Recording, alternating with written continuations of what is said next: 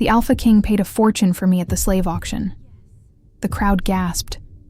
I almost laughed. The kind of laugh that comes right before you vomit. Because he wasn't buying a girl. He was buying revenge. He thought I was Lyra Vassal, the bastard daughter of the man who slaughtered his mate. He'd waited 7 years to break her. And me? I'm Ellie. Just Ellie. An orphan who looks too much like a ghost. And the second I let him drag me out of that cage, I chose to let him believe it. The auctioneer's voice echoed off the stone walls like a death sentence wrapped in silk. Lot 47.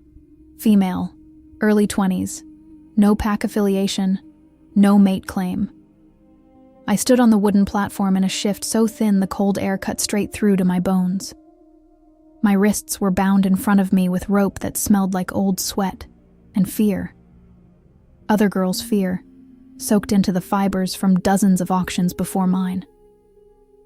The crowd below was a blur of faces. Some bored, some hungry. Some looking at me the way you'd look at a cut of meat you weren't sure was worth the price. I told myself not to shake. My body didn't listen. The auction house was a repurposed cathedral. Isn't that poetic?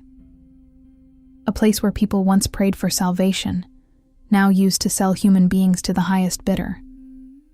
The stained glass windows were still intact, casting colored light across the stone floor, red and gold and blue, like the whole room was bleeding beauty while something ugly happened inside it. Starting bid, 200 gold marks. A hand went up near the back, then another. The numbers climbed slowly, the way they always did for girls like me. No shifter blood, no remarkable beauty, no skills beyond scrubbing floors and staying alive. I was filler. The kind of lot they squeezed in between the valuable ones to keep the rhythm going. I'd made peace with it. Whoever bought me would get a servant. I'd scrub their floors, wash their linens, keep my head down, and survive. That was the plan. Survival. The only plan I'd ever had. 300. 350. The auctioneer looked bored. He scratched his jaw and glanced at the next lot waiting in the wings. A girl with silver hair and terrified eyes who was probably worth 10 of me in this market. And then the back doors of the cathedral opened. I felt him before I saw him. Every person in the room did. It was like the air changed, became heavier, thicker, harder to breathe. The crowd parted without being asked, bodies shifting sideways like iron filings responding to a magnet they couldn't see. He walked through the gap they made as if it were the most natural thing in the world, as if rooms had always opened for him and always would. Alpha King Cale Ashbourne. I knew who he was the way everyone in the kingdom knew, the way you know a thunderstorm is coming. You feel it in your teeth. He was tall enough to make the guards flanking him look small, broad through the shoulders, narrow at the waist. His hair was dark, almost black, pushed back from a face that looked like it had been designed to make you stupid. And I mean that literally. My brain stopped working. Just quit, packed its bags and walked out, leaving me standing on a slave platform with my mouth slightly open like a fish that had been pulled from the water and was trying to remember how breathing worked. He was beautiful the way a blade is beautiful, sharp and bright and absolutely capable of killing you. His eyes swept the room once, dismissive, cataloging. And then they landed on me. The world contracted. I watched his pupils blow wide. His body went rigid. Not with desire, no. Something darker. Something that had been coiled inside him for a very long time, and was now, finally, seeing its target. He looked at me like I was a ghost. No. He looked at me like I was a specific ghost. Someone he'd been hunting. Someone he'd dreamed of destroying. 10,000 gold marks, he said. His voice was low and calm, and it cut through the auction house like a knife through wet paper. The auctioneer choked on his own spit. Your Majesty, the current bid is 310,000, Cale repeated. He didn't look at the auctioneer. He didn't look at anyone in the room except me. Final offer. Silence. The kind of silence that makes your ears ring. The auctioneer's gavel came down so fast it cracked the podium. Sold. 2 guards appeared at my sides. They cut my wrist bindings and replaced them with something softer. Leather cuffs lined with velvet, which would have been almost funny if I weren't so busy trying not to pass out. Luxury restraints. Only a king would bother with luxury restraints. They led me down the platform steps and toward him. Each step felt like walking into deeper water. By the time I stood before him, I was drowning. Up close, he was worse. The angles of his face were cruel in their perfection. A scar bisected his left eyebrow. Thin, silver, old. His eyes were the color of burnt amber, and they held absolutely no warmth. He stared at me for a long moment. Then his lip curled. Lyra Vassal, he said. The name hit me like a fist to the sternum. I knew that name. Everyone in the kingdom knew that name. Lyra Vassal, the bastard daughter of Lord Aldrich Vassal, the man who 7 years ago had orchestrated the massacre at Greymore. 43 people dead, among them the Alpha King's mate. The story was legend. Kyle Ashbourne, barely 22, had returned from a border campaign to find his mate butchered alongside his entire household guard. Lord Vassal had fled to the Eastern Territories. His legitimate children had been captured and executed, but his bastard daughter, Lyra, had vanished, disappeared like smoke. For 7 years, the Alpha King had hunted her. And now he was looking at me with 7 years of grief and rage burning behind his eyes, and he was calling me by her name. I opened my mouth. This was the moment. The obvious, rational, self-preserving moment where I said, I'm not her. My name is Ellie Marsh. I'm an orphan from the charity house on Barrow Street. I've never met Lord Vassal. I've never even left the city. There's been a mistake. But here's the thing about survival. And I've thought about this a lot in the time since. Turned it over and over, trying to understand why I did what I did. Survival isn't rational. It's not noble. It's the animal part of your brain making calculations faster than your conscious mind can follow. And in that moment, my animal brain did the math. If I'm Ellie Marsh, I'm a nobody. A 300 gold mark servant girl who just wasted the Alpha King's time and money. He'd be furious. I'd be punished. Or worse, sent back to the auction to be sold to someone with far less interest in keeping me alive. If I'm Lyra Vassal, I'm valuable. Alive, useful, a piece of a revenge he's been building for 7 years. He wouldn't kill me. Not yet. Not quickly. He'd keep me close. Close to a roof over my head. Close to food. Close to warm clothes and walls that didn't let the wind through. I was so tired of being cold, so I closed my mouth. And I said nothing. And Cale Ashbourne took my silence for confirmation. Because why would a girl who'd been hiding for 7 years volunteer her identity on a slave platform? He leaned in close. Close enough that I could feel his breath against my temple. Close enough that my stupid, traitorous body registered the heat of him and thought, oh, no, absolutely not. We are not doing that right now. 7 years, Lyra, he said. His voice was barely above a whisper. 7 years I've waited for this. He pulled back and looked at me, and I saw it clearly. The blueprint of my destruction mapped out behind his eyes. He had a plan. A detailed, long-gestating, meticulously crafted plan for how he was going to break Lyra Vassal apart. And I'd just volunteered to be her. I smiled. It was a terrible smile, thin and shaky and wrong. The kind of smile a person makes when they've just stepped off a cliff and are trying to pretend they meant to do it. Your Majesty, I said. He turned and walked toward the cathedral doors without checking to see if I followed. Of course he didn't check. Kings don't check. The guards gripped my arms and steered me after him, and as we stepped out into the gray afternoon light, I caught my reflection in one of the stained glass windows. Red hair, gray eyes. a thin scar bisecting my left eyebrow, a gift from a kitchen accident when I was 9. The same scar Lyra Vassal was rumored to have. What are the odds? I thought. What are the goddamn odds? The carriage was black and trimmed in silver. Inside, it smelled like leather and cedar and something smoky that I would later learn was just him. The way Cale smelled, permanently, as if he'd been forged in a fire and never fully cooled. He sat across from me. The carriage lurched forward and I grabbed the edge of the seat to steady myself. He didn't move. Of course he didn't move. Probably the carriage wouldn't dare jostle him. "You're smaller than I expected," he said. I kept my eyes on my hands. "I've been on the run for 7 years, Your Majesty. It's not a lifestyle that encourages generous portions." The lie came out smoother than I expected. Maybe because it wasn't entirely a lie. I had been on the run, in my own way. Running from poverty, from hunger, from the slow death of being no one. He studied me.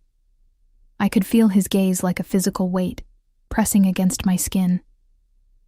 "You don't seem afraid," he said. "Should I be?" "Yes." I looked up, met his eyes. That was a mistake because up close, in the enclosed space of the carriage, his face was, I don't have a word for it.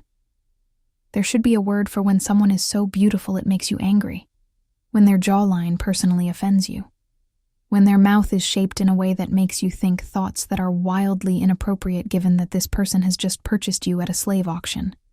I need a word for that. I'll invent one later, assuming I survive long enough.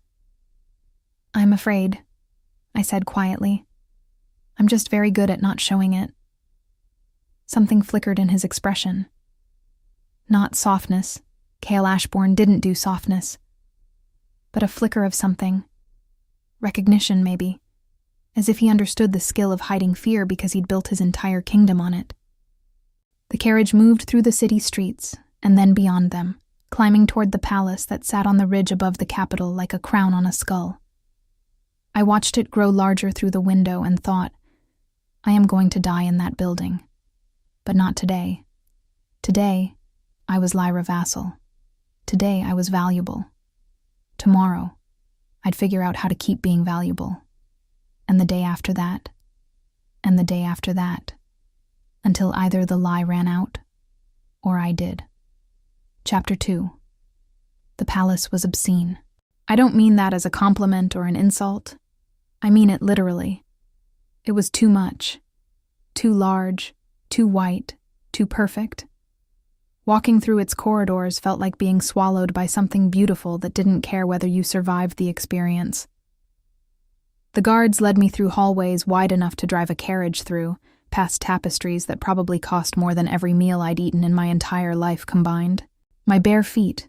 They'd taken my shoes at the auction, because apparently even my terrible shoes had some resale value, left faint prints on the marble floor, and I watched a servant appear behind me with a cloth to wipe them away before they'd even dried. I was taken to a room. Not a cell. A room. This was confusing. It had a bed with actual sheets, a fireplace with an actual fire, a window with actual glass, not oilcloth.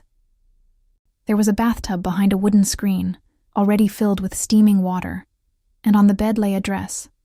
Dark green, simple, but made of fabric so fine I was afraid to touch it. Bathe. Dress. The king will send for you at sunset. The guard said this without looking at me, and then closed the door. I heard the lock click. I stood in the center of the room for a long time, waiting for the catch. The poisoned food. The trap door. The moment when someone would burst in and say, "Just kidding. Here's your actual cell, you stupid girl." Nothing happened. So I got into the bath. The water was so hot it hurt, and then it didn't hurt, and then it felt so good I almost cried. I hadn't had a hot bath in. I tried to count. I couldn't count. The charity house had cold water only, rationed. Before that, I had fragmented memories of warmth, of being small enough that someone else washed my hair, but those memories were soft and worn, like fabric rubbed too thin to hold its shape. I scrubbed myself raw. The auction house grime came off in gray sheets. Underneath it, my skin was pale and freckled and covered in small scars. The autobiography of a life lived without safety nets. A burn on my forearm from a kitchen accident. A thin white line across my shoulder blade from a fight I'd rather not talk about. The scar on my eyebrow. The one that had sealed my fate. I touched it with a wet finger. What had the real Lyra Vassal been like? I knew almost nothing about her. Bastard daughter of a lord, which meant she'd have been educated. Tutors, languages, etiquette. She'd have known things I didn't know. How to address a duke, which fork to use, how to read Old Valesian. My stomach clenched. How long before Cale tested me on something Lyra would know? How long before the gaps in my knowledge, enormous canyon-wide gaps, gave me away? I dried myself, dressed in the green gown. It fit almost perfectly, which was unsettling, and sat on the edge of the bed to wait. The room had a mirror. I avoided it. I didn't want to see the girl who had gotten herself into this. I was afraid she'd look as terrified as she felt, and right now I needed to believe my own performance. Sunset came fast. 2 guards appeared. Different ones. Bigger, armed with swords that looked like they'd actually been used, not like the decorative ones the auction guards had carried. They flanked me down a corridor that seemed to go on forever, through a pair of double doors and into a dining room. Long table. Candelabras. Food laid out like a painting. Roasted meats. Bread with steam still rising from it. Fruits I'd never seen before in colors I didn't know food could be. The smell hit me so hard my vision went blurry for a second. Cale sat at the head of the table. He'd changed into something dark and fitted that made his shoulders look even broader, which was frankly unnecessary. His hair was still damp, pushed back from his face, and in the candlelight, his eyes looked almost golden. He watched me enter without expression. "Sit," he said, gesturing to the chair at the opposite end of the table. I sat. The chair was too big for me. My feet didn't quite touch the floor. I felt like a child playing dress-up. "Eat." I hesitated. Not because I wasn't hungry. I was so hungry my hands were shaking, but because eating someone's food meant something. It meant accepting their hospitality, their authority. It meant acknowledging that they had something you needed. But my stomach growled loudly enough to echo off the stone walls, and any pretense of dignity evaporated. I ate. I tried to eat slowly, carefully, the way I imagined a lord's daughter might eat. But the bread was warm, and the butter was fresh, and the meat fell apart at the touch of a fork, and within minutes I was eating like what I actually was, a starving girl who hadn't tasted anything this good in her entire life. When I finally looked up, Cale was watching me. His plate was untouched. "When did you last eat?" he asked. The question caught me off guard. Not because it was unexpected, but because of his tone. It wasn't soft. Nothing about him was soft, but it was precise, clinical, like a doctor cataloging symptoms. 2 days ago, I said. This was true. A heel of bread from the auction holding cells. Also true. The cells where they kept us before auction were underground, damp, dark. They fed us just enough to keep us standing on the platform. A girl next to me had fainted during bidding and been dragged off like a sack of grain. Something tightened in Cale's jaw. For a moment, just a moment, I thought I saw anger. Not directed at me, directed at the situation, the system, the fact that someone he considered his enemy's daughter had been reduced to counting bread heels. Then it was gone, locked away behind that perfect, impenetrable face. "I want you to understand something," he said, leaning back in his chair. "You are not a guest here. You are not a prisoner in the traditional sense. You are..." He paused, choosing his words. "A project." "A project," I repeated. "Your father took everything from me." His voice was calm conversational, as if he were discussing the weather. My mate, my household, my ability to trust anyone who walks through my doors. I spent 7 years hunting you, Lyra. Not because I wanted you dead. Death is easy. Quick. Meaningless. He stood and walked toward me. Each step was measured, deliberate. He stopped beside my chair and looked down at me. I want you to feel what I felt, he said. I want you to know what it means to have something precious and watch it be taken from you. I want to dismantle you, piece by piece, in front of everyone who matters, until there's nothing left.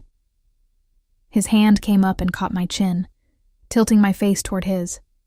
His fingers were warm and rough, and my stupid heart hammered so hard I was sure he could hear it. And then, he said, when you're nothing, when you've lost everything and there's no one left who cares, I might let you go. He released my chin and stepped back. Or I might not. I haven't decided. He walked back to his chair and sat down. Finish eating, he said. You're going to need your strength. I stared at my plate. The food that had tasted so incredible 30 seconds ago now sat in my stomach like stones. He was going to take everything from me. Which would have been more frightening if I'd had anything to take. But I was an orphan with no family, no friends, no possessions beyond the clothes I'd arrived in, and those weren't even mine. What could he possibly strip from a girl who had nothing? But as I lifted my fork with trembling fingers and forced myself to keep eating, because if there was one thing I'd learned in 22 years of surviving, it was this. Never waste food, no matter how afraid you are. A different thought surfaced. He didn't want to kill me. He wanted me alive, present, aware. He wanted me to feel, which meant he needed me close, which meant he'd keep feeding me, clothing me, housing me, which meant that every day I maintained this lie was another day I slept in a bed with actual sheets. The math still worked. I took another bite. Across the table, Cale watched me eat with those amber eyes, and I thought, you think you're the predator here. You think I'm the prey. But prey doesn't choose to walk into the trap. Prey doesn't sit across from the wolf and eat his food, and think about how unfairly attractive he is when he's threatening to destroy her. Whatever I am, I'm not prey. I'm something else entirely. I just haven't figured out what yet. Chapter 3. The first week established the pattern. Every morning, a maid named Tessa appeared at my door with breakfast, always generous, always warm, and instructions for the day. Lessons in deportment, history, languages. Kyle had arranged a full education for me, which would have been touching if the purpose hadn't been to prepare me for public humiliation. His Majesty wants you presentable for court, Tessa explained on the second morning. She was young, round-faced, with the kind of cheerful efficiency that suggested she'd survive a siege and still have dinner on the table. Presentable for what exactly? I asked. Tessa's smile tightened. I wouldn't presume to know the king's plans, my lady. My lady. The title made my skin crawl. I wasn't anyone's lady. I was a charity house orphan pretending to be a dead lord's bastard daughter for room and board. But I smiled and nodded and let Tessa lace me into another beautiful dress that someone else's money had paid for. The tutors were the dangerous part. The language tutor, an elderly man named Professor Harwick, arrived on the third day with a stack of books in Old Valesian. Your father was known to be fluent, he said, peering at me over half-moon spectacles. I assume he passed the knowledge to you. My father was a dock worker who died when I was 6, and the only language he passed to me was a creative vocabulary of profanity. It's been many years, I said carefully. Being on the run left little time for linguistic studies. Harwick nodded sympathetically. Of course. We'll start from the basics. I exhaled so hard I nearly put out the candle on his desk.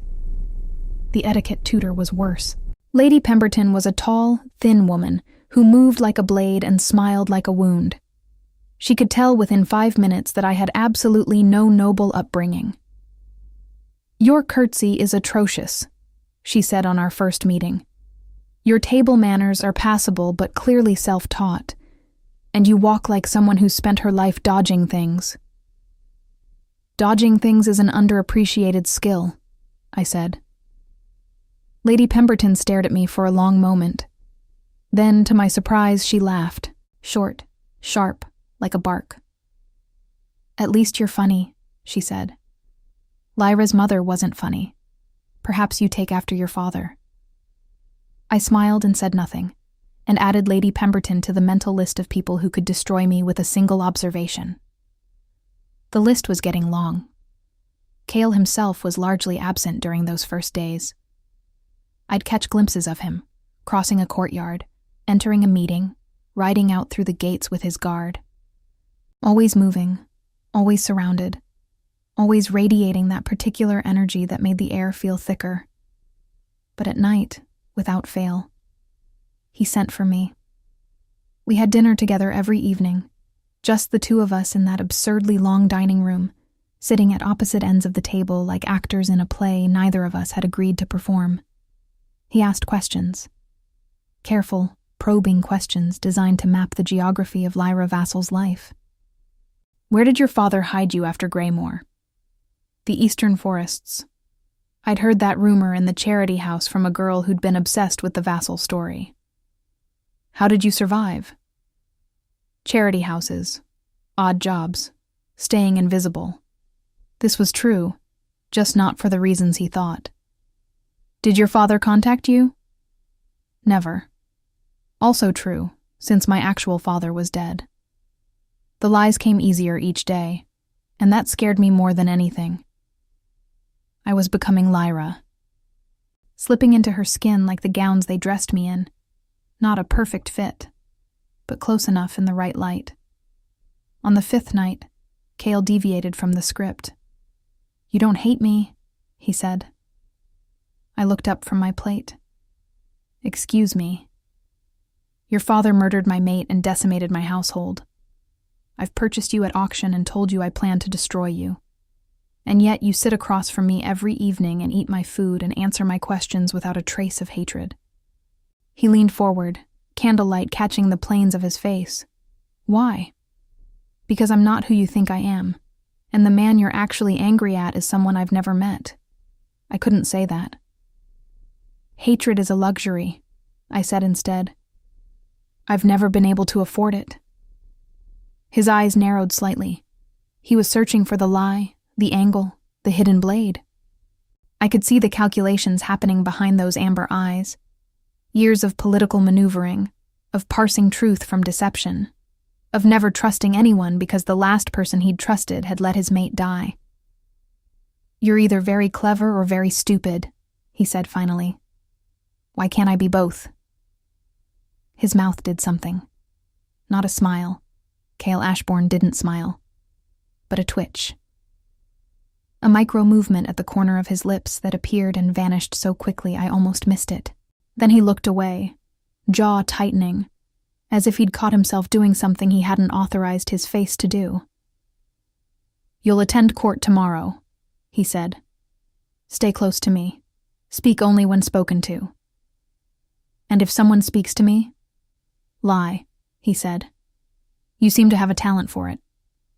The words landed like a punch, not because he meant them as an accusation. He thought he was complimenting Lyra's survival skills. But I felt them in my bones because he was right. I did have a talent for it, and every day that talent kept me alive was another day it poisoned whatever this thing between us was becoming. Because something was becoming. I could feel it in the way he looked at me when he thought I wasn't watching. Not with hatred, not anymore, but with confusion. Like I was a puzzle whose pieces didn't quite fit the picture on the box. And I could feel it in myself, in the way my pulse spiked every time he entered a room, in the way I'd started looking forward to our dinners. The verbal sparring, the careful dance of question and deflection, the charged silence when we accidentally said something real. "This is not attraction," I told myself firmly as I walked back to my room that night. "This is Stockholm Syndrome. This is my brain confusing danger with desire because they both make your heart beat faster. He wants to destroy you. He literally said the words, dismantle you, piece by piece. That is not a foundation for romantic feelings, Ellie. That is a foundation for a restraining order. I closed my bedroom door and pressed my back against it and breathed.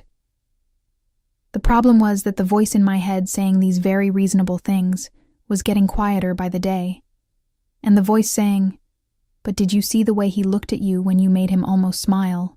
was getting louder. Chapter 4. Court was a battlefield. I don't mean that metaphorically. I mean that every person in that throne room was armed. Not with swords, but with information, observation, the ability to identify a fraud and use that knowledge for their own advancement. And I was the biggest fraud in the room. Cale stood at the center of the raised platform, flanked by advisors, dressed in black so dark it seemed to absorb the light around him. I stood slightly behind and to his left, exactly where he'd told me to stand, wearing a deep blue gown that Tessa had laced so tight I could barely breathe. The court knew who I was, who they thought I was. I could feel their stares like insects crawling across my skin. Nobles, advisors, military commanders, all studying the vassal girl their king had purchased. Some looked at me with curiosity, others with undisguised hatred. The Greymoor massacre had left scars that went far beyond the king. Lady Vassal. A woman approached, mid-40s, elegant, with auburn hair piled elaborately on her head, and a smile that didn't reach her eyes. She wore a gold pendant shaped like a wolf in mid-leap, the royal family's sigil. Lady Morell, Cale said, his voice neutral. My cousin. Your Majesty. Morell curtsied to him, then turned to me. So this is the infamous Lyra Vassal. She took my hand before I could offer it. Her grip was firm, her skin cool. You look so much like your mother. The resemblance is remarkable. Ice shot through my veins. Lyra's mother. I knew nothing about Lyra's mother. Not her name, not her face, not a single detail that would help me respond to this observation. Thank you, my lady, I said. Though I'm told I have my father's temperament. Morell's smile widened. Indeed. Let's hope that's where the similarities end. She released my hand and turned away, and as she did, I caught it. A look. Quick, sharp, directed not at Cale, but at a man standing near the eastern windows. A look that said, "Watch her." The man nodded, barely perceptibly. I filed this away in the part of my brain that had kept me alive on the streets, the part that cataloged exits, counted threats, noted which shadows were safe to hide in. Morell knew something, or suspected something, and she had allies. The morning passed in a blur of introductions and thinly veiled hostility. I curtsied until my knees ached. I smiled until my face hurt. I answered questions with careful half-truths that I hoped were vague enough to pass as trauma-induced reticence. By noon, I was exhausted. I found a quiet alcove near the east wing and pressed my forehead against the cool stone wall, breathing. Struggling? I spun around. Cale stood in the corridor, arms crossed, leaning against the opposite wall. He looked like he'd been there for a while. How long have you been standing there? I asked. Long enough to watch you almost faint during Lord Duval's speech about grain tariffs. In my defense, that speech was medically dangerous. I think 3 people actually fell asleep. There it was again. That micro-movement at the corner of his mouth. The almost smile that he killed before it could fully form. Morell spoke to you, he said, and the almost smile was gone. What did she say? That I look like my mother. Do you? A trap. Everything was a trap with him. I wouldn't know, I said. My mother died when I was young. I don't remember her face. This was true. My actual mother had died when I was 3. I had a single memory of her. Arms around me, a voice humming something I could never quite reconstruct, but no face. The memory was warm and formless, like light through water. Cale studied me. That searching look again, the one that made me feel like he was reading a language he almost understood. "Morel is dangerous," he said. "She wants the throne. She's wanted it since before I took it." "Why are you telling me this?" "Because if she finds a way to use you against me, I'll have to respond. And my response will not be gentle." "Toward her or toward me?" "Both." He pushed off the wall and walked past me, close enough that his shoulder almost brushed mine. Close enough that I caught that scent, cedar and smoke and something underneath that was purely, devastatingly him. "Stay away from Morel," he said over his shoulder. "That's not a suggestion." He disappeared around the corner. I stood in the alcove with my heart hammering and my palms sweating and thought, he warned me. He didn't have to warn me.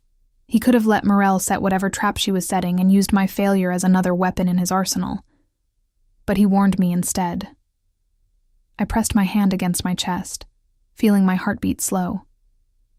"Okay, Ellie. New rule. Stop reading meaning into things. He warned you because you're his project. His revenge puppet. He needs you intact until he's ready to break you. That's all." But the voice was getting quieter, and the warmth spreading through my chest at the memory of his almost smile was getting harder to ignore. The library became my sanctuary. I'd found it on the 3rd day, a massive room on the 2nd floor, floor to ceiling with books, most of them covered in a thin layer of dust that suggested the court wasn't big on reading. I went there every afternoon between my lessons and dinner, ostensibly to study Old Valesian. Really, I went there to panic in peace, because the cracks were showing. Small ones, hairline fractures in the facade of Lyra Vassal that I couldn't quite patch fast enough. At dinner 2 nights ago, Kyle had mentioned the Battle of Ashenmoor, a conflict from 15 years ago in which Lord Vassal had commanded the western flank. "Your father would have told you about it," Cale had said, watching my face. "He was decorated for his strategy." I'd nodded and said something vague about childhood memories being unreliable, and he'd let it pass, but I'd seen the flicker in his eyes, the cataloging, the note being filed away. So I came to the library to learn, to read everything I could about Lord Vassal, about Greymore, about the Vassal family's history. Trying to build a past I'd never lived from books I barely understood. That's where he found me. Not Kyle. Not this time. "You won't find what you're looking for in there." I looked up from a history of the Eastern Territories to find a man standing in the library doorway. Tall, broad, with close-cropped brown hair, and a face that looked like it had been in at least 3 fights, and won all of them. He wore the uniform of the Royal Guard, black and silver, but carried himself with a casual authority that suggested he outranked most of them. "Commander Bryn," he said, extending a hand. "Head of the King's personal guard." I took his hand cautiously. "You know who I am." "Everyone knows who you are, my lady." His grip was firm but not threatening. "The King's pet project." I flinched. He noticed. "Apologies," he said, though he didn't look particularly sorry. The court's words, not mine. He sat down across from me without being invited and glanced at the book in my hands. History of the Eastern Territories. Heavy reading for an afternoon. I'm trying to understand the political landscape. By reading a book that's 30 years out of date? He raised an eyebrow. "If you want to understand the political landscape, you should be watching Morel. She's the one reshaping it." I closed the book slowly. The King told me to stay away from her. The King tells everyone to stay away from her. And yet she's still here, still smiling, still whispering in ears. Bryn leaned back in his chair. "Do you know why he keeps her at court? Because she's family? Because he'd rather have her where he can see her than out there where he can't." He paused, Smart man, the king. Brutal, efficient, and smart. But he has a blind spot. Which is? Bryn looked at me for a long moment. Then he said very quietly, he wants to believe the best of people. He'd never admit it. He'd probably execute me for suggesting it. But underneath all that ice, Cale Ashbourne wants to be wrong about the world. Oh, the word settled in my chest like a stone dropped into still water, sending ripples outward. He wants to be wrong about the world. He wants to be wrong about me, I thought. About Lyra. About whether revenge will actually fix what broke inside him 7 years ago. Why are you telling me this? I asked. Bryn stood. Because you're the first person to sit in this library in 5 years. And the last person who used to sit here was Sarah. Sarah, Kyle's dead mate. She loved books, Bryn said, his voice rougher now. She used to say that stories were the only honest things in a world full of liars. He looked at me. Make of that what you will, Lady Vassal. He left. I sat in Sarah's library, surrounded by Sarah's books, wearing clothes paid for by Sarah's grieving mate, and felt the lie I was living press against my ribs like a living thing trying to get out. Chapter 5. The incident in the library happened on a Tuesday. I'd been at the palace for 3 weeks. My old Valesian was improving. Professor Harwick was delighted, though he attributed my quick learning to genetic memory rather than the desperate motivation of a woman trying not to be unmasked. My deportment was passable. My knowledge of vassal family history was held together with spit and prayers. And Cale was getting suspicious. I could feel it. The questions at dinner were getting sharper, more specific. Last night, he'd asked about Lyra's childhood nursemaid, a woman whose name I'd found in a footnote of a family genealogy. And when I'd answered correctly, something had flickered in his expression. Not satisfaction, frustration. As if he'd wanted me to get it wrong. As if catching me in a lie would have been simpler than whatever was actually happening between us. Because something was happening. It lived in the silences. The moments between words when we'd look at each other across that long table, and neither of us would speak.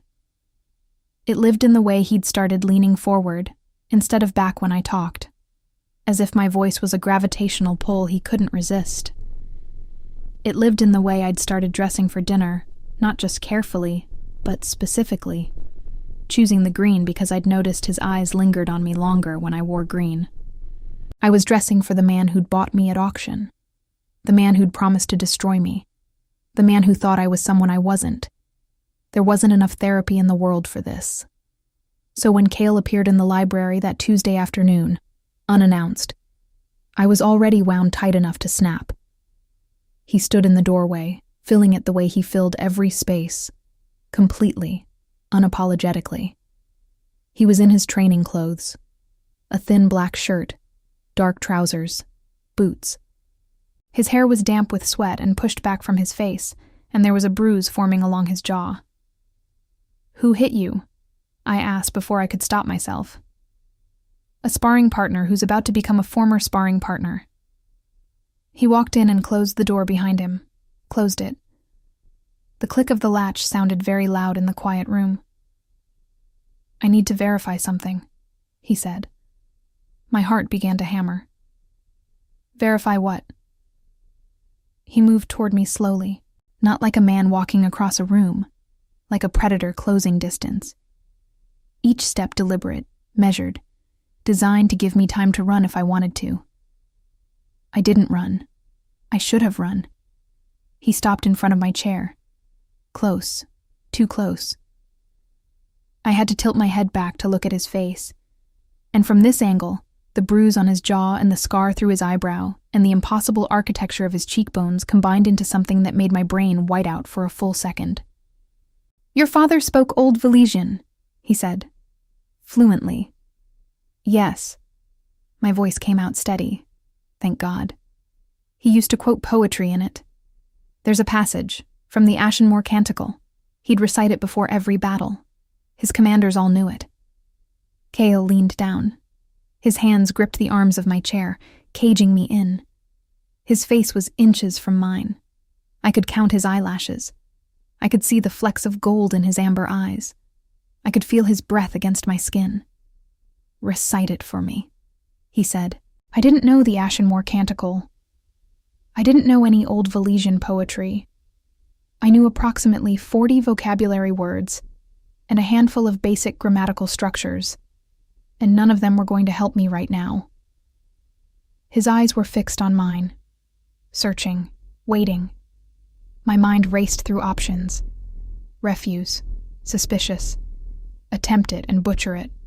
Worse, deflect, my only chance. "You want me to recite my father's battle cry," I said, holding his gaze even though every instinct screamed at me to look away. "The battle cry he used before the campaign that ended at Greymoor, where your mate died." Cale's jaw tightened. "You want me to speak his words," I continued, "in his language, to you, the man he destroyed."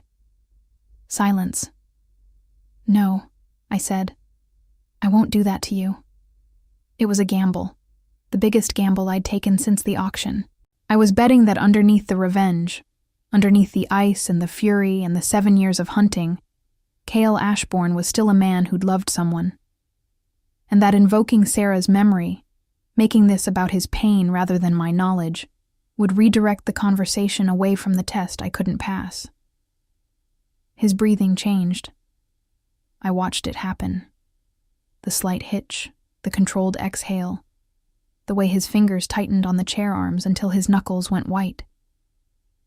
"Don't," he said. His voice was low, rough, stripped of its usual controlled precision. "Don't pretend you care about my pain. I'm not pretending. You're Lord Vassal's daughter. Everything you do is a pretense. And everything you do is revenge. So we're both trapped, aren't we?" His eyes dropped to my mouth. It lasted less than a second. A flicker of his gaze, downward and back up, so fast that anyone else would have missed it. But I was sitting 6 inches from his face with nowhere to look except at him, and I didn't miss it. He looked at my mouth, and my body responded. Not subtly, not gracefully. My lips parted. My breath hitched. Heat flooded upward from somewhere deep in my core and settled in my cheeks, my throat, the tips of my ears. Kyle's pupils dilated. I watched them expand, the amber shrinking to a thin ring around black. His breathing was no longer controlled. His fingers on the chair arms were no longer just gripping. They were holding on, as if the chair was the only thing keeping him from closing the distance between us. 3 inches, maybe less. I could feel the heat radiating off his body, could smell cedar and smoke and sweat from training, and underneath it something raw and animal that made the hair on the back of my neck stand up. If he kisses me right now, I will kiss him back. This was not a thought. It was a certainty, a physical law, as irrefutable as gravity. If his mouth touches mine, I will be lost. And he knew it. I could see it in his eyes, the realization, the power of it, the danger. He pulled back. Not slowly, not gently. He ripped himself away from the chair like it was on fire, took 3 long strides toward the window, and stood there with his back to me, one hand braced against the stone wall, breathing like he'd just sprinted a mile. "Don't do that," he said. "Do what?" My voice was wrecked, completely, transparently wrecked. "Look at me like that." "Like what?" He turned around. His expression was furious, but the fury was directed inward, at himself, and that made it worse somehow. More honest, more devastating. "Like you want me to close the distance," he said. "Like you'd let me. Like you wouldn't stop me if I—" He cut himself off. His jaw clenched so hard I could see the muscle jumping. "This isn't happening," he said. "Whatever this is. It's not happening." "Okay," I said. My hands were shaking. I clasped them together in my lap. "You're Vassal's daughter." "Yes." "I'm supposed to be breaking you." Yes. So this, he gestured between us, a sharp, frustrated motion, is nothing. It means nothing. Right, I said. Nothing. He stared at me. I stared back. The silence between us was so thick I could have carved my name into it. Then he left. Didn't say goodbye, didn't look back. Just walked out and closed the door. And I sat there in that chair with the ghost of his proximity burning against my skin and thought, I am so completely, utterly, devastatingly screwed. Chapter 6. The ball was Morel's idea. I was sure of it. Officially, it was to celebrate the anniversary of Kale's coronation. Unofficially, it was a stage. Every ball in every palace in every kingdom since the dawn of time has been a stage. A place where alliances are forged and broken, where information is traded, where people wear their most beautiful armor and try to cut each other with smiles. I'd been given a gown for the occasion. Red. Deep, arterial red, with a neckline that dipped lower than anything I'd worn before, and a skirt that moved like water when I walked. Tessa had done my hair, pinned up with gold clips, a few strands left loose to frame my face. I looked at myself in the mirror, and for the first time since arriving at the palace, I didn't see an orphan playing dress-up. I saw someone who might actually belong here. That was the most terrifying thing that had happened so far. The ballroom was already crowded when I arrived. Music, laughter, the clink of crystal. Nobles in silk and velvet, shifting in their packs.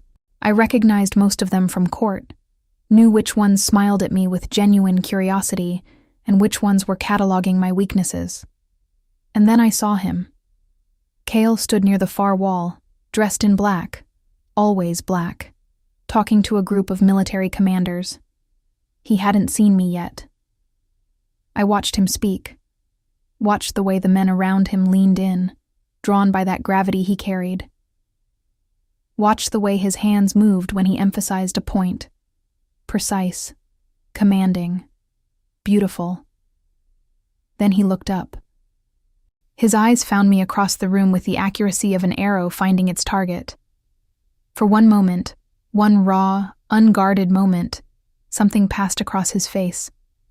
Something hungry, something helpless, something that looked like a man seeing the one thing he wanted most, and knowing he couldn't have it. Then the mask dropped back into place. But the moment had already happened, and I had already felt it everywhere. Lady Vassal, how lovely you look this evening. Morel appeared beside me like a specter in silver silk. Her smile was radiant and absolutely lethal. Lady Morel, I said, returning her smile with one equally false. You look well. I always look well. It's a gift. She took my arm and tucked it through hers as if we were the closest of friends. Walk with me. This was a command, not a request. I walked with her. I've been watching you, she said, her voice low enough that only I could hear. 3 weeks at court and you've charmed half the servants, confused the tutors, and done something to my cousin that I haven't seen in 7 years. I don't know what you mean. Don't insult my intelligence, darling. Kale looks at you like you're a wound he can't stop pressing on. It's remarkable, really. The man who swore vengeance on the vassal line, falling for the vassal girl. Almost poetic. He's not falling for me. He's not falling for you yet, Morel corrected. But he will. He's fighting it, which only makes it worse. Resistance is just a slower path to the same destination. She stopped walking and turned to face me. Her eyes were sharp, calculating, and completely devoid of warmth. The question is, she said, what are you? I'm Lord Vassal's daughter. Are you? Her head tilted. Because I knew Vassal's daughter. I met her once when she was very young, and something about you, Lady Vassal, isn't quite right. The world tilted. I kept my face blank. Years of survival had given me that skill. But inside, Alarms were screaming. "People change," I said. 7 years on the run will do that. "Perhaps." Morel's smile returned. "But people don't change their bone structure." Lyra had her father's chin. Square, prominent. Yours is quite different. She reached out and tapped my chin with one perfectly manicured finger. "Enjoy the ball, darling," she said. "We'll talk again soon." She disappeared into the crowd. I stood there with my heart in my throat and my hands clenched at my sides and thought, she knows. Maybe not everything. Maybe not enough to prove it. But she knows something is wrong. And she's going to keep digging until she finds the truth. And when she does, Cale will learn that the girl he almost kissed in the library, the girl he bought at auction, dressed in silk, kept close enough to touch, isn't his enemy's daughter at all. She's nobody. Just an orphan who lied her way into a castle and fell for its king like an idiot. "Dance with me." I turned. Kyle stood behind me, his hand extended. It wasn't a request. "I don't think that's a good idea," I said. "I don't care what you think." He took my hand. His palm was warm and calloused, and the contact sent electricity up my arm and into my chest. He pulled me onto the dance floor, one hand settling at my waist, the other holding mine at shoulder height. The music started, a waltz, slow and sweeping. We moved together, and I hated that it felt natural. His body guiding mine, his hand solid at my waist, the rhythm of our steps perfectly synchronized. As if we'd done this before. As if we'd been doing this forever. "Morel spoke to you," he said. "You saw?" "I see everything that happens in my court." "Then you saw me handle it." "I saw you hide a panic response behind a polished smile. You're getting better at that." "Practice makes perfect." He pulled me slightly closer. Just enough that I could feel the heat of his chest through the fabric of my gown. Just enough that my breath caught. "You're beautiful tonight," he said. The words hit me like cold water. Not because they were unexpected. There had been looks, loaded silences, an almost kiss in a library, but because he said them plainly, without anger, without the armor of revenge. Just a statement of fact from a man who looked like he hated himself for making it. "Is that part of the dismantling?" I asked. "Compliment the enemy and then take it away?" "Maybe." His thumb moved against my waist. A small, circular motion that I was 90% sure he wasn't doing consciously. My skin burned through the fabric. Or maybe I'm tired of pretending I don't notice. Notice what? You. All of you. Every irritating, confusing, impossible thing about you. His voice was low and rough, and I could feel it in my spine. "You were supposed to be simple," he said. "You were supposed to be a villain's daughter, cruel, calculating, easy to hate. And instead you're—" He stopped. His jaw clenched. "I'm what?" Something I didn't plan for. The music swelled. He spun me out and pulled me back, and when I returned to him I was closer than before. Close enough that my chest pressed against his. Close enough that I could feel his heartbeat. Fast. Faster than a king's heartbeat should be. "Cale," I said. His whole body reacted to his name on my lips. A tremor, visible, undeniable. His hand tightened at my waist. His eyes went dark. "Don't," he said, but his voice cracked on the word. "Don't what?" "Don't say my name like that, like it belongs to you. Doesn't it?" The question escaped before I could catch it. Reckless, dangerous, true. And the worst part was that I meant it. Meant it with every cell in my lying, fraudulent body. His hand came up from my waist to the back of my neck, slowly, giving me time to pull away. I didn't pull away. His fingers threaded into my hair, and a sound escaped me. Small, involuntary, devastating. The ballroom disappeared. The music, the crowd, the danger. All of it dissolved until there was nothing but his hand in my hair and his eyes on mine, and the breath between us shrinking to nothing. "Don't," he whispered again, but his face was getting closer. Across the room, a glass shattered. We broke apart. Cale's hand fell from my neck. The mask slammed back into place so fast it was almost audible. He stepped back, adjusting his cuffs, and when he looked at me again, the warmth was gone. "Thank you for the dance, Lady Vassal," he said. Formal, distant, a wall rebuilt in seconds. He walked away. I stood on the dance floor with my hair still tingling where his fingers had been and my heart beating so hard it hurt. Across the room, Morel watched and smiled. Chapter 7. The days after the ball were a kind of exquisite torture. Cale withdrew. Not physically. I still saw him at meals, at court, in passing. But emotionally, he sealed himself behind a wall so thick I couldn't have breached it with a battering ram. Our dinners became perfunctory. Questions about vassal history, clipped answers, long silences. The almost smiles vanished. The loaded looks disappeared. He was punishing himself for the dance, for what he'd almost done. I wanted to scream at him. I wanted to shake him by his beautiful, stubborn shoulders and say, "Stop. Stop punishing yourself for feeling something real. Stop pretending you can survive on revenge alone.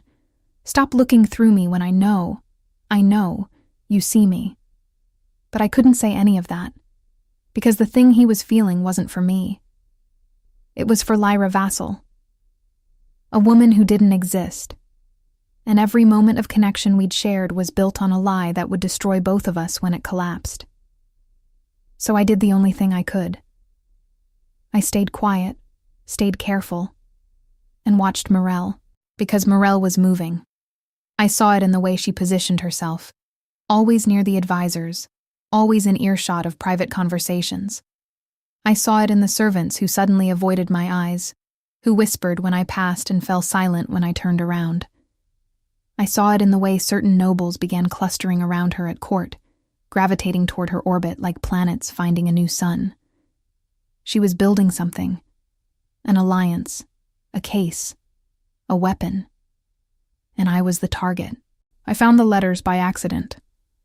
I'd been looking for a book, an obscure history of the Vassal family that Professor Harwick had mentioned, in a section of the library I hadn't explored. The book wasn't there, but behind a row of crumbling leather-bound volumes on a high shelf, my fingers touched paper. Loose paper, folded, hidden. I pulled them out. 3 letters, written on expensive parchment in an elegant hand. The seal was broken, a wolf's head crossed with a dagger. The Vassal family seal. My hands trembled as I unfolded the first letter. The handwriting was dense, coded. But even I could understand enough to piece together the gist. Coordination. Plans. Movements of guards, schedules, specific dates circled and annotated. And a name, repeated throughout. Morel. These weren't letters from Lord Vassal to his daughter. They were letters from Lord Vassal to Morel. Coordination for the Greymoor massacre. Evidence that the king's own cousin had been complicit in the attack that killed his mate. I sat down hard on the library floor, the letters shaking in my hands. Morel hadn't just known about Greymoor. She'd helped plan it. She'd opened doors, provided schedules, made sure the household guard was thin on the night of the attack. She'd done it all from inside the palace, wearing her wolf pendant and her royal smile, and then she'd watched her cousin grieve and planned her next move. And now she was trying to discredit me, the person who had accidentally stumbled into the one position where these letters might be found and understood. I heard footsteps in the corridor, fast, purposeful. I shoved the letters into my bodice. There was enough room in this ridiculous neckline to hide a small library, and stood up just as the door opened. Kyle. He looked like he'd been running. His hair was disheveled, His breathing elevated. His eyes found me, and something in his expression shifted. Relief, quickly masked. "There you are," he said. "I've been looking for you." "Why?" "Because Morel just spent 20 minutes telling the court that she has evidence you're not Lyra Vassal." The world dropped out from under me. "She says she has a witness," Cale continued. "Someone from the Eastern Territories who knew the real Lyra. She's requesting a formal tribunal." His eyes searched my face, looking for fear, for guilt, for the crack that would confirm what Morel was claiming. And for one mad, terrible moment, I almost told him everything. The truth was right there, pressing against my teeth, begging to be spoken. "I'm not Lyra. I'm nobody. I'm an orphan named Ellie who chose to lie because I was cold and hungry, and your face when you looked at me was the first time anyone had ever looked at me like I mattered, even if the reason was wrong. But then I felt the letters against my skin, hidden in my bodice. Letters that proved Morel was the real traitor. Letters that could save the kingdom, save Cale, maybe even save me. But only if I played this right." "Let her have her tribunal," I said. Cale's eyebrows rose. "If she has evidence, let her present it. If I'm who I say I am, no witness will prove otherwise." I held his gaze. Steady. The steadiest I'd ever held anything. "And if the evidence is compelling," he asked, "then you'll know the truth." Something passed between us. Not words. Something deeper. A current of understanding that bypassed language entirely. He nodded once. "The tribunal convenes tomorrow," he said. "I'll make sure you have a seat with a good view." He turned to leave. At the doorway, he paused. "Lyra." The name still made me flinch. Every time. "Yes?" "Whatever happens tomorrow," he said without turning around, "you should know that I have stopped trying to break you." He left. I pressed my hand to my chest, over the hidden letters and my hammering heart, and thought, tomorrow, everything changes. One way or another, the lie ends. Chapter 8. The tribunal was held in the great hall. Every seat was filled. I stood at the center of the room, on a raised platform that felt disturbingly like the auction block I'd stood on weeks ago. Full circle, apparently. The universe has a cruel sense of humor. Cale sat on the throne above, flanked by advisors. His face was carved from stone. He hadn't looked at me since I'd entered the room. Hadn't looked at me all morning. Morel stood to the left, composed, radiant, dressed in white as if to emphasize her purity of purpose. Beside her stood a woman I'd never seen, middle-aged, weathered, with the sharp eyes of someone who'd spent years looking over her shoulder. "Lady Morel," Cale said, "present your case." Morel stepped forward with the practiced grace of someone who'd been rehearsing this moment. "Your Majesty, for weeks I have harbored concerns about the identity of the woman you brought to this court. Out of loyalty to you, I investigated privately, and I have found proof that this woman is not Lyra Vassal." Murmurs rippled through the crowd. I kept my face blank. "This is Hannah," Morel continued, gesturing to the woman beside her. "She served in the Vassal household for 12 years. She raised Lyra from infancy." Hannah stepped forward. She looked at me with an expression of confused certainty. "That ain't her," Hannah said flatly. "The chin's wrong, the hands are wrong, and Lyra had a birthmark behind her left ear shaped like a crescent moon." Every eye in the room turned to me. Cale's voice was quiet. "Do you have such a birthmark?" I tilted my head to show my left ear. Clean skin. No mark. Nothing. The murmurs became a roar. Morel's smile was incandescent. "Your Majesty, I move that this impostor be arrested immediately and that I have something to say." My voice cut through the noise. It was louder than I intended, steadier than I felt. The hall quieted. "Go on," Cale said. His expression was unreadable. I turned to face the court. Hundreds of faces. Some hostile, some curious, some gleeful at the prospect of a scandal. Beyond them, I could see Commander Bryn standing near the back wall, arms crossed, watching. "My name," I said, "is Eleanor Marsh." The silence was deafening. "I am not Lyra Vassal. I am not a lord's daughter. I'm an orphan who was raised in the charity house on Barrow Street. I was sold at auction 3 weeks ago. The king purchased me because I bear a passing resemblance to the woman he's been hunting for 7 years." I turned to Cale. His face had gone very still. Not angry. Not yet. Just still, the way the air goes still before a storm. "I didn't correct you," I said, speaking directly to him now. "At the auction. When you called me Lyra. I should have. But I was starving and scared, and you were offering me the first roof I'd had over my head in years, even if the price was being someone else." My voice cracked. I let it. "I'm sorry. I lied to you. I lied to everyone in this room. And I understand if the punishment for that is severe." I paused, breathed, then reached into my bodice and pulled out the letters. "But before you pass sentence, there's something this court needs to see." I held the letters up. These were hidden in the palace library, behind a shelf of books no one has touched in years. They are letters between Lord Aldrich Vassal and Lady Morell. The roar came back. Morell's face went white. "They detail the coordination of the Greymore massacre," I continued. "Guard schedules, entry points, timing, all provided by someone inside the palace. Someone with access to the royal household's most private information." I turned to Morell. Someone who knew exactly when Sarah would be alone.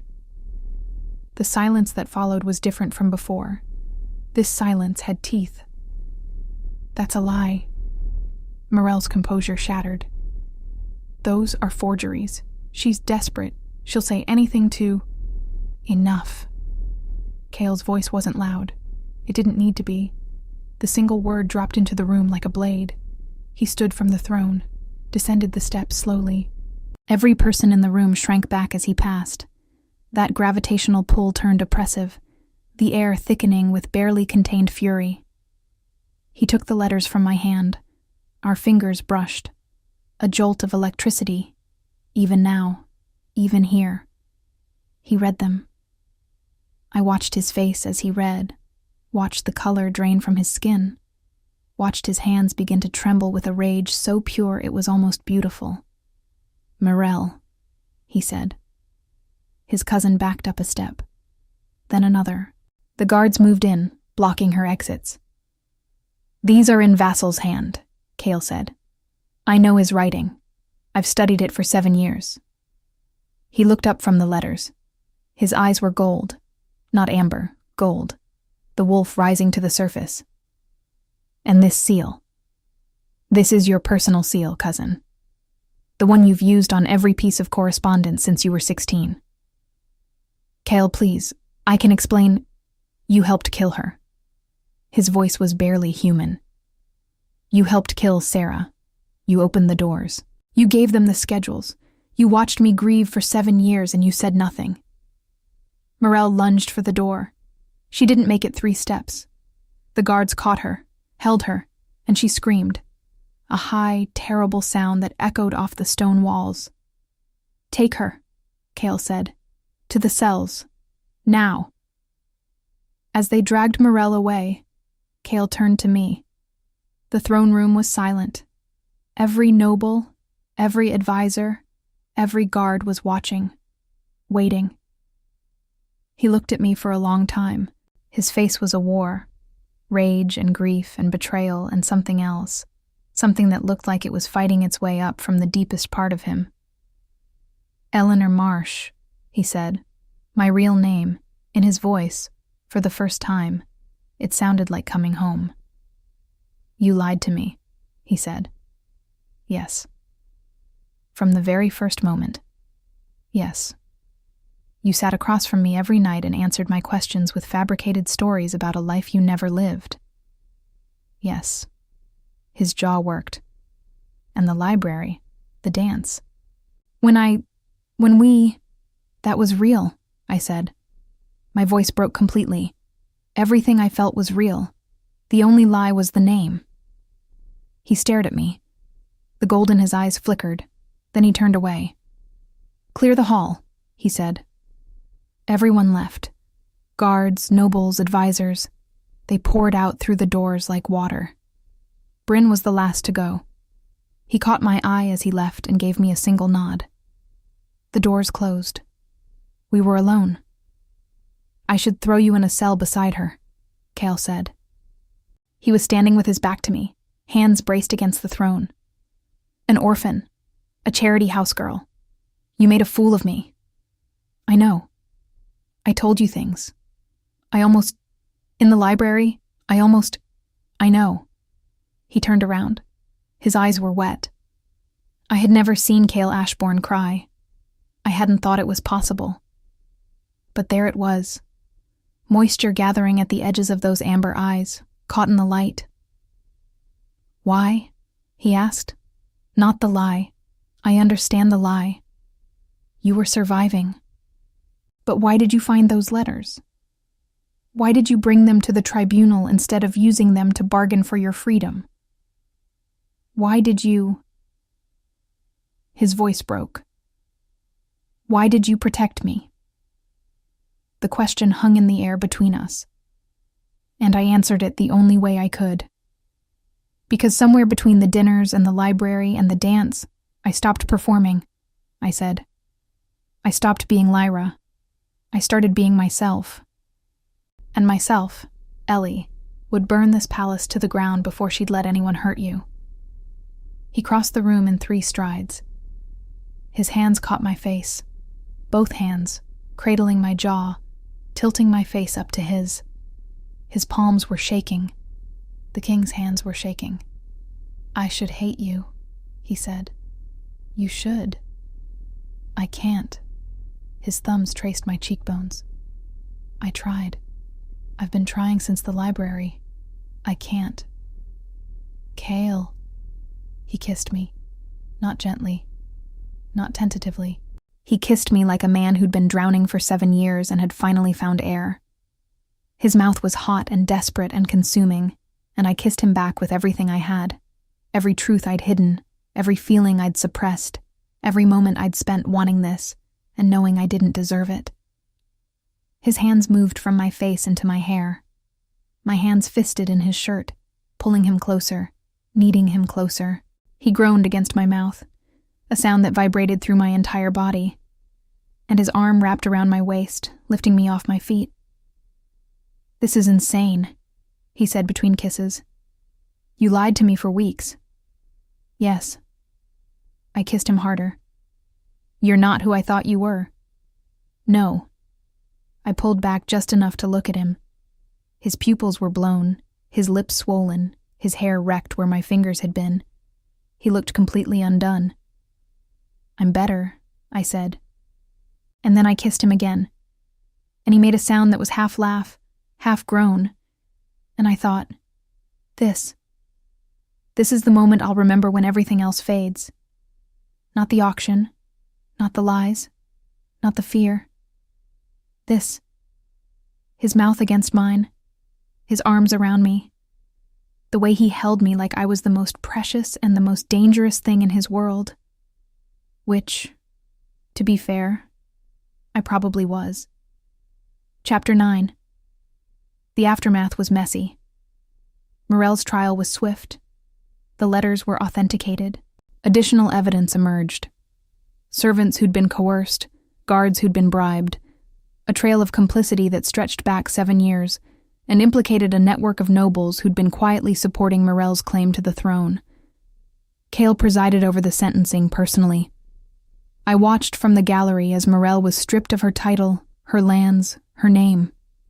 As she was led away in chains, she looked up at me, and the hatred in her eyes was so pure it was almost admirable. She'd been right about one thing. I wasn't Lyra Vassal. but she'd been wrong about everything else. As for me, well, my situation was complicated. Cale had made no public declaration about us. The court knew I was an imposter. They knew I'd revealed Morel's treachery. Beyond that, opinions varied. Some thought I should be executed. Others thought I should be rewarded. Most were just confused. I was moved from the guest chambers to a smaller room. Still comfortable, but the message was clear. My status had changed. I was no longer the king's prisoner or his revenge project. I was something undefined, which in a royal court is the most dangerous thing to be. He came to my room on the third night after the tribunal. It was late. I was sitting by the window in my nightgown, watching the moon, when the door opened without a knock. He stood in the doorway in a loose shirt and trousers, his hair unjuled, his feet bare. He looked younger without the armor of formality. "Can't sleep," he said. "Me neither." He came in and sat on the edge of my bed. Not close to me, not far. Just present. "The court wants me to send you away," he said. My chest tightened. I expected that. They think you're a liability, an orphan with no family, no political value, no pack affiliation, a human with no shifter blood who deceived the king. All true. He looked at me. In the moonlight, his eyes were dark, not amber, not gold, just dark and deep and full of something I couldn't name. "I've spent 7 years letting the court tell me what to do," he said. "Who to hunt, who to punish, how to grieve. I built my entire kingdom around a dead woman and a living hatred, and none of it made me feel anything." He stood and walked to where I sat, slowly, giving me time. "And then you, a girl who lied about everything except the only thing that mattered. What was the thing that mattered?" He knelt in front of me, took my hands in his. His fingers threaded through mine, and the contact sent warmth flooding through me. Steady, grounding, real. "You cared," he said. "About me.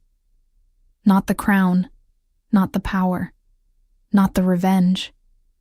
You saw a man who was drowning in his own grief, and you refused to let him take you down with him.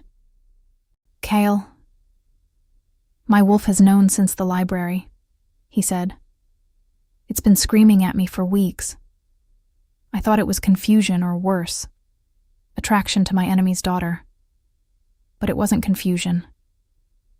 He brought my hands to his chest.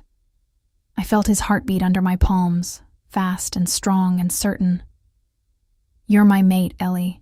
My wolf recognized you before I did, before I was ready." Tears blurred my vision. "You can't know that. I'm human. I don't have a wolf. I can't feel the bond the way. Can't you?" The question was gentle and honest. And when I searched inside myself, past the fear, past the disbelief, past the protective walls I'd built over 22 years of being nobody, I found it. A thread, thin, golden, fragile, stretching from my chest to his. "Oh," I breathed. Kyle smiled. A real smile. Full, unguarded, devastating in its beauty. The kind of smile that rewrote everything I thought I knew about his face. "There she is," he said softly. I pulled my hands free and caught his face, the way he'd caught mine in the throne room.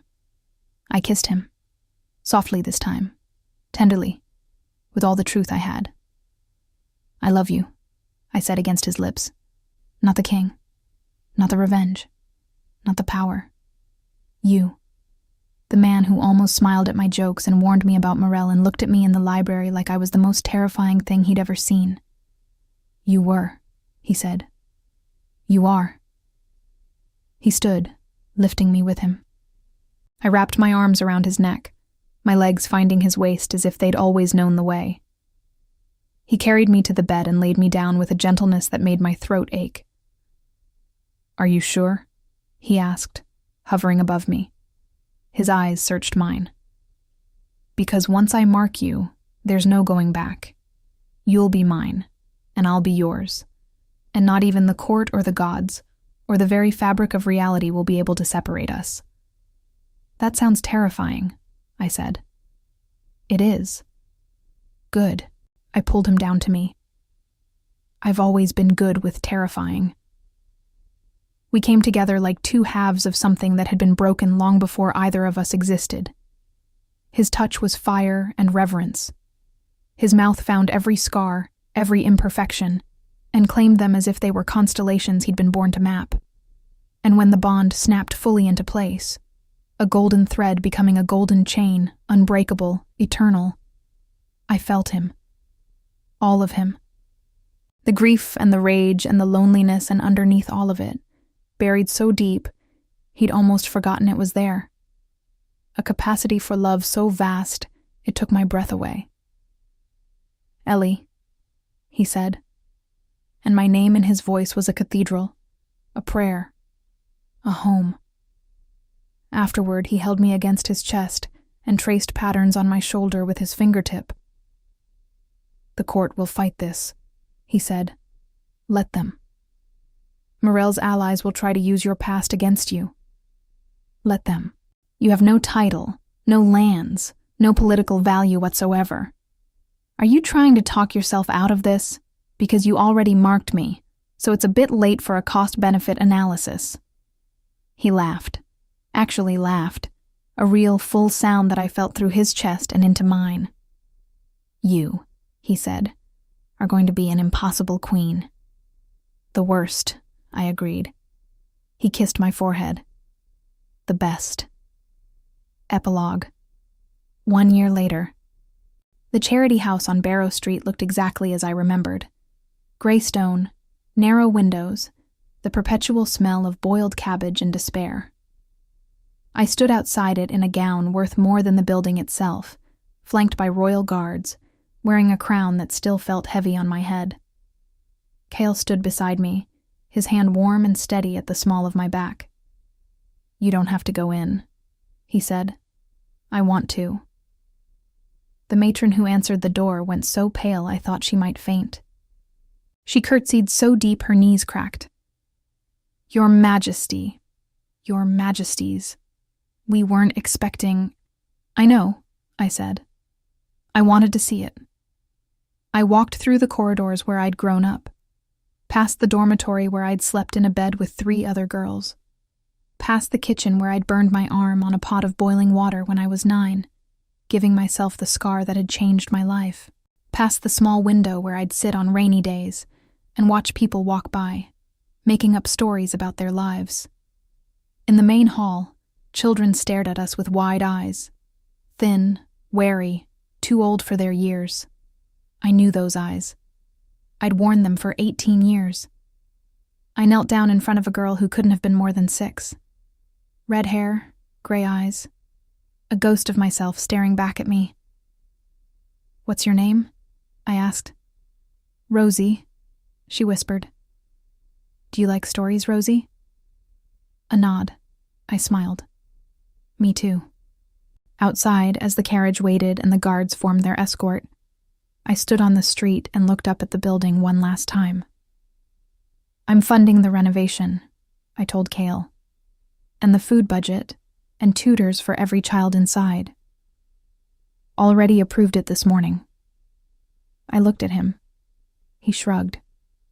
A gesture so casual, so human, so unlike the terrifying king who'd bought a girl at auction and promised to destroy her, that I felt tears prick my eyes for the 1,000th time. How did you already know what I'd ask? He took my hand and pressed it to his chest, where I could feel his heartbeat and the bond humming beneath. Because I know you, he said. Ellie Marsh. The worst queen this kingdom has ever had. The absolute worst. My absolute worst. He kissed me there on Barrow Street, in front of the guards and the matron, and the children pressing their faces against the charity house windows. And somewhere inside me, the 6-year-old girl who'd spent years making up stories about kind strangers and happy endings felt the world finally, impossibly, improbably rearrange itself into something that looked like one. A real one. Not because a fairy tale came true, but because a girl who had nothing chose to survive, and a king who had everything chose to see her. And it turned out that was enough. It was more than enough. It was everything.